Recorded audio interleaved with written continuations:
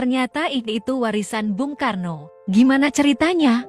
Pertama begini, IKN itu sangat penting, ya. Itu harga diri sebuah bangsa.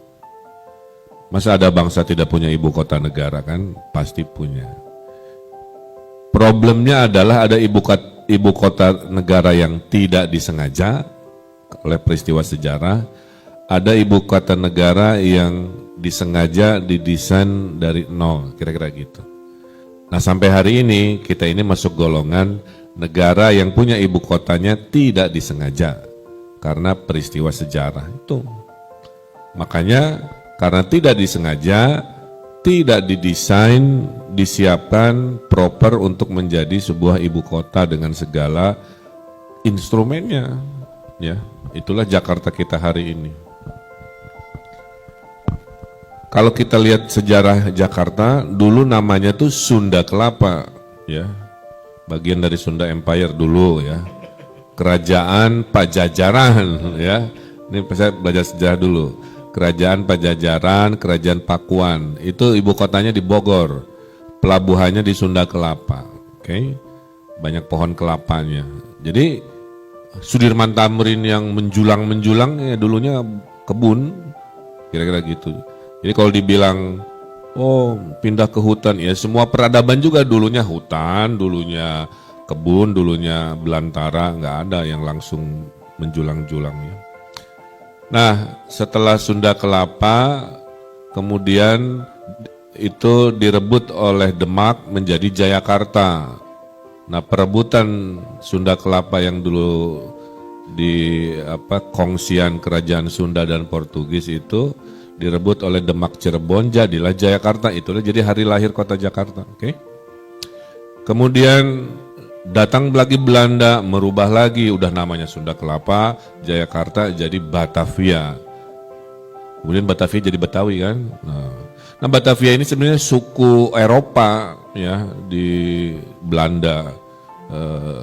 Jadi Batavia itu, Betawi itu sebenarnya ujungnya nama di sana. Kemudian akhirnya menjadi Jakarta. Oke.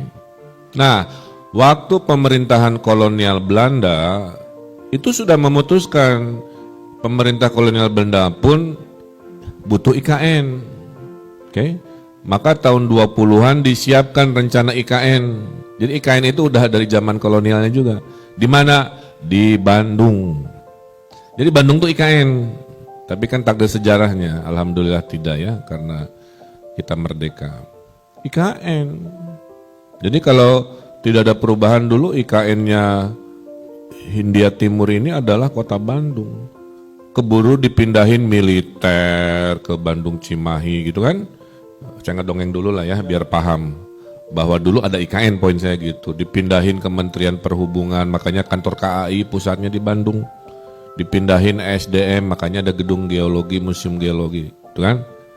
Dideklarasikanlah Bandung IKN tahun 42. Keburu Jepang datang, bubarlah rencana IKN gitu.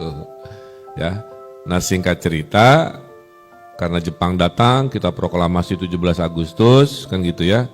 Jakarta menjadi pusat, nggak sengaja karena proklamasinya di Jakarta. Tahun 50-an Undang-Undang DKI ibu kota lahir, meminta ke Jawa Barat, karena dulu Jakarta itu bagian dari Jawa Barat, maaf ya, diminta sebuah kotanya namanya Jakarta untuk jadi daerah khusus ibu kota. Kita orang Jawa Barat kan orangnya baik-baik kayak saya, jadi merelakan salah satu kotanya menjadi DKI.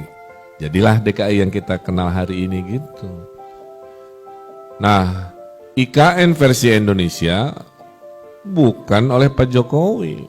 Dari awal sudah oleh Bung Karno. Tuh. IKN-nya Bung Karno adalah di Palangkaraya. Jadi kalau ada yang bilang ini mengkelirikan ke di netizen ya, oh ini keinginan Pak Jokowi, enggak. IKN itu dari zaman Bung Karno sudah dikaji, pilihannya Palangkaraya kan, karena situasi belum memungkinkan nggak jadi.